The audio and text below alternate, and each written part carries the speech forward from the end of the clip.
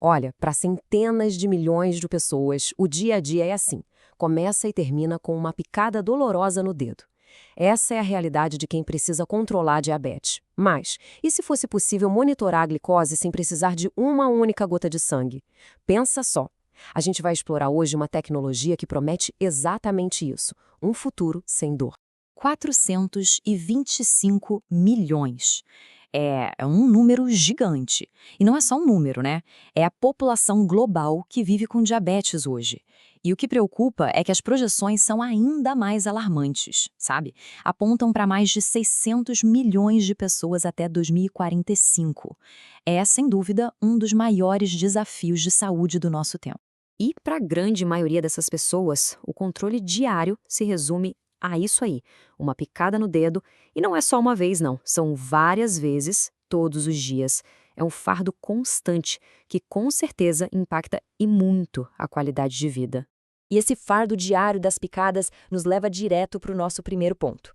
Qual é o real problema do monitoramento atual e por que a busca por uma alternativa é tão urgente? Bom, as desvantagens vão muito além da dor. Cada picada exige uma tira de teste, que é de uso único. Isso vai acumulando um custo financeiro bem considerável ao longo do tempo. Então, quando a gente junta a dor, o custo e a inconveniência, tudo isso cria uma barreira enorme que acaba fazendo com que o monitoramento regular, que é essencial, às vezes seja deixado de lado. E essa necessidade não é só uma questão de conforto, não. Como esse artigo de pesquisa aponta, a demanda para uma solução que seja indolor e ao mesmo tempo precisa é uma necessidade clínica real. É basicamente o ponto de partida para a inovação que a gente vai discutir agora. Certo. Então, como atender essa demanda por uma solução sem dor? A pesquisa que a gente está analisando aqui aponta para uma direção bem inovadora, uma solução vestível. Basicamente, um dispositivo de pulso que promete acabar com as picadas de uma vez por todas. A ideia central é um dispositivo de baixo custo, usado tipo um relógio, que utiliza vários sensores para captar sinais fisiológicos do corpo. Aí, uma inteligência artificial entra em cena para interpretar esses sinais e estimar a glicose. O resultado disso? Dados contínuos, sem sangue e, o mais importante, sem dor. E essa comparação aqui deixa a diferença bem clara, né? A gente sai de picadas dolorosas para um monitoramento contínuo e indolor. Deixa de ter custos recorrentes com tiras e passa para um possível custo único do aparelho. Em vez de medições pontuais, você tem um fluxo constante de informações, o que permite um controle muito mais preciso da doença. É uma mudança e tanto. Medir açúcar no sangue através da pele do pulso, vamos combinar, parece coisa de ficção científica. Então a pergunta óbvia é: como é que essa tecnologia funciona de verdade? A ciência por trás disso é fascinante. O pulo do gato está numa abordagem que usa múltiplos sensores. Em vez de depender de uma única medida, o aparelho usa 3 sensores diferentes que funcionam como uma equipe de detetives, sabe? Cada um procurando por pistas específicas no corpo. Então, o primeiro detetive, o sensor PPG, usa a luz para ver o fluxo sanguíneo, que pode mudar com os níveis de glicose. O segundo, que é o sensor GSR, sente alterações bem sutis no suor, outro indicador fisiológico.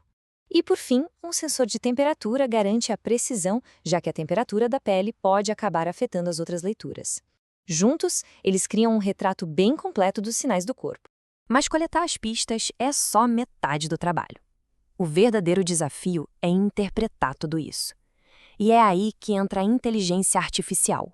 O cérebro do sistema é uma inteligência artificial chamada Rede Neural Convolucional, ou CNN. Pensa nela como uma especialista que foi treinada exaustivamente. Ela analisou milhares de exemplos dos sinais dos sensores, junto com leituras reais de glicose. Com isso, ela aprendeu a reconhecer a conexão exata entre os dois, conseguindo prever o nível de açúcar no sangue com base só nessas pistas do corpo. Incrível, né? Ok, a teoria é super inteligente, mas a pergunta que realmente importa é: isso funciona na prática? Para responder, a tecnologia foi colocada à prova, testando a precisão do protótipo num cenário do mundo real. O estudo foi feito com 15 voluntários. Os pesquisadores coletaram dados do dispositivo antes e depois das refeições, para garantir que tivessem uma boa variação nos níveis de glicose. Aí eles compararam as previsões do aparelho com as leituras de um glicosímetro tradicional, desses já validados clinicamente.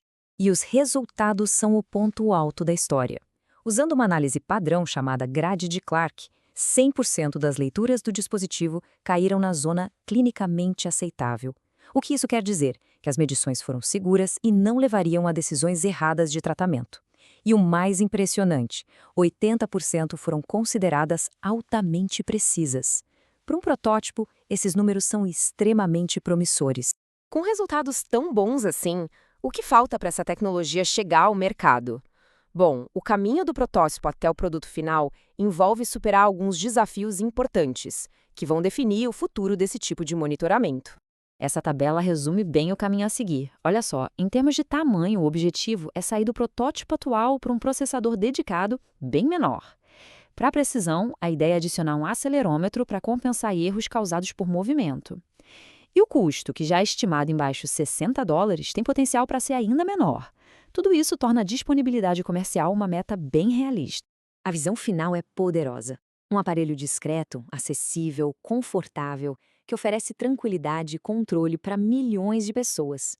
Basicamente, transforma a gestão do diabetes, que hoje é uma tarefa reativa e dolorosa, em um processo proativo e contínuo.